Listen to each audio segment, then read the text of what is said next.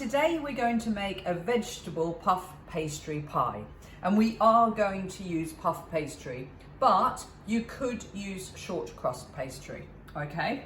So this is a great way to use up bits that you might have in the fridge, okay? You can also add meat if you'd like, but the meat needs to be cooked beforehand, not actually in the pie as such, because it cooks quite quickly. You can buy puff pastry. You can buy it in one big sheet, or you can buy it in a block, or you can buy it in different sheets, okay? So look out for that, but it must say puff pastry. And of course, puff pastry does exactly what it says on the tin. It puffs up. So really simple, all right? I have got some peppers that I've had left over. I've got all the colors, which is lovely. I have got red, yellow, green, and orange, all right? I've got some carrots, I've got some mushrooms, I've got some spring onions, got some sweet corn.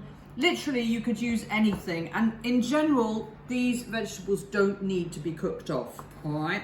They will all cook in the bottom of your dish. Your dish obviously must be an oven-proof dish.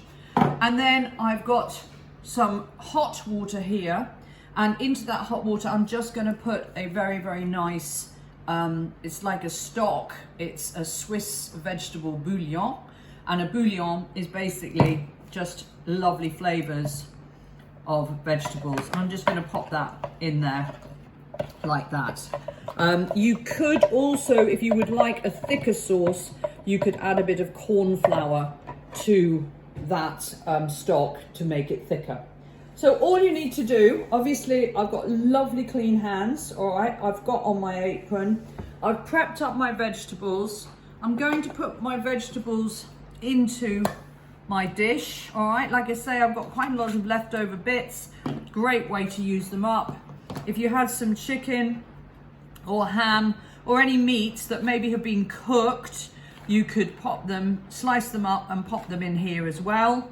Remember to season this dish well. It's really important, seasoning. I think people forget about seasoning. One of the greatest ways to season is using fresh herbs as well. I'm going to use a little bit of my good old mustard powder. As you all know, I love my mustard powder. There we go. I'm going to use a bit of cayenne pepper just to give it a bit of a zing. Not too much, don't want it to be too strong. Going to use a little bit of just normal pepper. That's a cracked pepper, okay? And then I'm just going to pour over the stock. Like I said, if you prefer a thicker sauce, just add a little bit of corn flour and cook that beast off and cook it off so that you've got all the flavors in there. And then I've got my pastry here, all right? And what I'm going to do is I'm just going to lift that pastry. If you've got a block of pastry, you'll need a rolling pin. And you're just going to lift it up off the paper like that.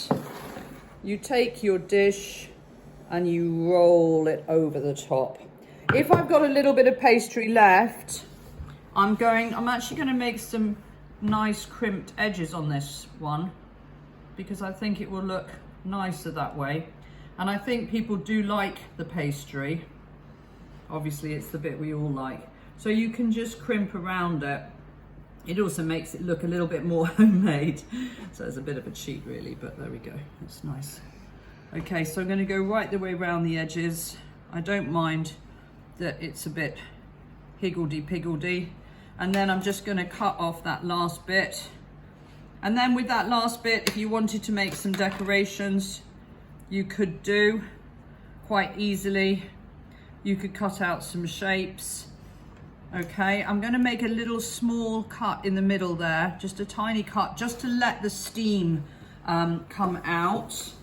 So what am I going to do here? I'm just going to make just a few little cuts there, just to make it a little bit more exciting. Just turn that around, and that hopefully those bits of pastry will rise up and get all puffy like that. Maybe one more just to give it a little bit more of an angle, and then just brush a little bit of egg. If you don't like egg, you don't have to use egg. You could use a little bit of oil, but the egg does give it a lovely wash, and it does give it a glaze and a beautiful colour when the pie comes out. You don't want to put too much egg, so just using your pastry brush, just gently brush the pastry. Now it's important that you preset your oven and that your oven is up to temperature, which is about 200 on a fan oven, all right, so that the pastry goes straight into a really hot oven and that pastry can puff up beautifully. There's not much cooking needed for the vegetables on the bottom and inside the pie. And there you have it, a very, very simple puff pastry, a vegetable puff pastry pie. Enjoy.